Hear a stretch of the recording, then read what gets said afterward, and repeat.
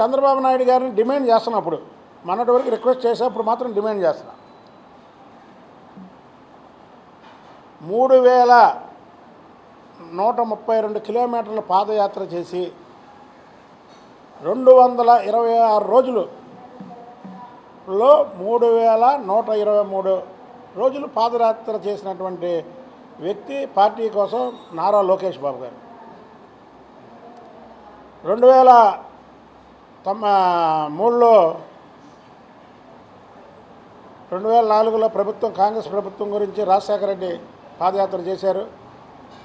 అలాగే 2014లో ప్రభుత్వం రావడం కోసం, ప్రజల కష్టాలు తెలుసుకోవడం కోసం చంద్రబాబు గారు పాదయాత్ర చేశారు. అలాగే 2019లో పాదయాత్ర చేశాడు జగన్మోహన్ రెడ్డి. అయితే ఆయన జగన్మోహన్ రెడ్డి పాదయాత్ర ఒక వెరైటీ పాదయాత్ర. ఏంటంటే ఆయనది శుక్రవారం, శనివారం, ఆదివారం సెలవు. మరి ఏదైనా పాదయాత్ర అయినా సరే పాదయాత్ర చేశాడు, మనం దాన్ని కూడా ఒప్పుకోవాలి. అలాగే పార్టీ భుజస్కంధాల మీద పెట్టుకొని జాతీయ పార్టీ ప్రధాన కార్యదర్శిగా లోకేష్ బాబు గారు కూడా పాదయాత్ర చేయడమే కాకుండా చంద్రబాబు గారు ఈ రాష్ట్రంలో నాకు తెలిసి దాదాపు ఒక 20 నుంచి 30 వేల మందిని పేరుతో పిలుస్తారు. అలాగే లోకేష్ బాబు గారు ఆ 20-30 వేల మందినితో సహా ఇంకొక 20-30 వేల మందిని పేరుతో పిలిచే నాయకత్వాన్ని సంపాదించుకున్నాడు లోకేష్ బాబు గారు.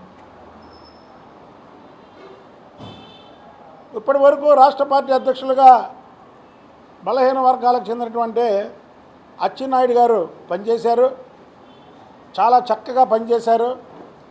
ఆయన జైలుకి వెళ్ళొచ్చినా సరే ఎక్కడా భయపడకుండా ప్రభుత్వానికి ఇంకా గట్టిగా పనిచేశారు. 100కి 100% అచ్చెన్నాయుడు గారు పెద్ద మెజార్టీతో అక్కడ గెలుస్తున్నారు. ఆయన 100కు 100% చంద్రబాబు నాయుడు గారి మంత్రివర్గంలో ఆయన ఉంటారు. ఇవన్నీ కూడా నేను అనుకున్నాను, ఎందుకంటే మంత్రివర్గం గురించి నేను మాట్లాడకూడదు. చంద్రబాబు నాయుడు గారిని మేము రిక్వెస్ట్ చేసేది కూడా అచ్చెన్నాయుడు గారికి మంచి కీలకమైనటువంటి బాధ్యతలు అప్పచెప్పమని. అయితే ఈ సందర్భంగా చంద్రబాబు నాయుడు గారు ఏదన్నా పని చేయడానికి ముందు వెనక ఆలోచిస్తాడు. మేము ఇక్కడ ఉన్నదంతా కూడా ఎస్సీ, బీసీ, మైనార్టీ చెందినటువంటి వ్యక్తులవే. మేము ఏకగ్రీవంగా చెప్తున్నాము, మీరు ఏ రోజైతే ప్రమాణ స్వీకారం చేస్తారో అమరావతిలో అది ప్రభుత్వ అక్కడ ఏర్పాటు చేస్తుంది. దానికి ఆపోజిట్గానే పార్టీది ఒక వేదిక ఏర్పాటు చేసి అదే రోజు నారా లోకేష్ బాబు గారిని పార్టీ అధ్యక్షుడిగా అనౌన్స్ చేయాలి. ఇది మా డిమాండ్. డిమాండ్ అంటే ఎందుకు డిమాండ్ అంటే డిమాండ్ చేసే హక్కు నాకుంది. చంద్రబాబు గారి కోసం ఫైట్ చేస్తాననేది ఈ రాష్ట్రంలో కాదు, మొత్తం తెలుగు వాళ్ళు ఎక్కడున్నా అక్కడ అందరికీ తెలుసు. అలాగే నేను ఇందా చెప్పా, చంద్రబాబు గారి ఆత్మకథలో నాకు ఒక పేజీ ఉంటుంది, కంపల్సరీ ఉంటుంది. ఎందుకంటే ప్రపంచ దేశంలో రక్తంతో కాలు కడిగినటువంటి వ్యక్తిని నేనే. కాబట్టి నాకు ఆయన నా మీద ఉన్నటువంటి అభిమానం, చంద్రబాబు గారికి నా మీద ఉన్న అభిమానంతో నేను డిమాండ్ చేస్తున్నా. నా కోసం కాదు డిమాండ్, పార్టీ కోసం డిమాండ్ చేస్తున్నా. నా కోసం అయితే నేను డిమాండ్ చేయను. చంద్రబాబు గారిని రేపైనా సరే నా పదవి ఏదైనా సార్ ఇది చేయండి, అది చేయండి నేను డిమాండ్ చేయను. ఆయన ఇస్తారు లేకపోతే లేదు.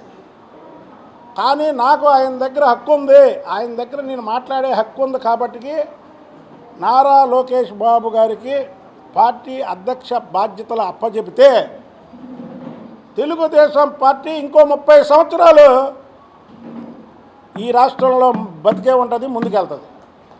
ఎందుకంటే చంద్రబాబు నాయుడు గారు ఒక పక్క పార్టీ బాధ్యతలు, మరో పక్క ప్రభుత్వ బాధ్యతలు చేపట్టలేకపోయాననేది 2019 నుంచి 2024 వరకు చెప్పారు. మరి ఇవాళ ఎవరైతే అచ్చెన్నాయుడు గారు రాష్ట్ర పార్టీ అధ్యక్షులుగా ఉండి సక్సెస్ చేశారో ఆయన గ్యారంటీగా మంత్రివర్గంలో కీలకమైనటువంటి శాఖ చంద్రబాబు గారు ఇస్తారు. మళ్ళీ అధ్యక్షుడిగా ఎవరినో ఒకరిని ఎన్నుకోవాల్సి వస్తుంది. చంద్రబాబు గారు ఏంటంటే కులాలు మతాలు లేకపోతే వీళ్ళు ఇప్పటి వరకు బీసీలు ఉన్నారు కదా, బీసీలు ఏమని అనుకో, ఎవ్వరు ఏమనుకోరు. ఇది మీ ఫ్యామిలీ రక్కల కష్టంతో ఒక దుర్మార్గుడిని ఈ రాష్ట్రం నుంచి పంపించి ప్రజాప్రభుత్వం ఏర్పడుతుంది. ఇది చంద్రబాబు నాయుడు గారి ప్రభుత్వం కాదు. చంద్రబాబు నాయుడు గారికి ప్రజాప్రభుత్వం కావాలి, ప్రజలు కోరుకునే పరిపాలన కావాలి. కాబట్టి ప్రజాప్రభుత్వానికి చంద్రబాబు నాయుడు గారు ముఖ్యమంత్రి. కానీ అదే టైంలో తెలుగుదేశం పార్టీని కూడా కాపాడాల్సినటువంటి బాధ్యత చంద్రబాబు నాయుడు గారి మీద ఉంది.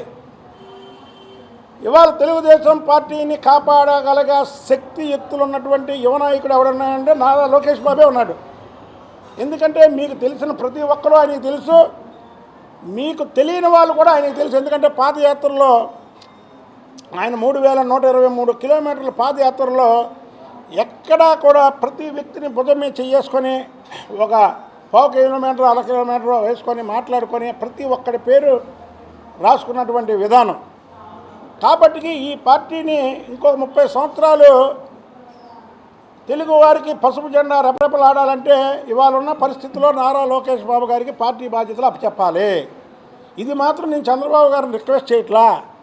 నేను మాత్రం ఇది చంద్రబాబు నాయుడు గారు ఒక దగ్గర నాకున్న కానీ చనువు కానీ చంద్రబాబు నాయుడు గారికి నా మీద ఉన్న ప్రేమ కానీ దానివల్ల నేను దీన్ని మాత్రం నేను డిమాండ్ చేస్తున్నా. అది కూడా తండ్రి ముఖ్యమంత్రి, తనయుడు పార్టీ అధ్యక్షుడు ఒకే రోజు జరగాల. ఎందుకంటే అలాగ అచ్చెన్నాయుడు గారు చంద్రబాబు నాయుడు గారు క్యాబినెట్లోకి వెళ్తారు కాబట్టి ఆ రోజే జరగాలని చంద్రబాబు నాయుడు గారిని మేము డిమాండ్ చేస్తున్నాము.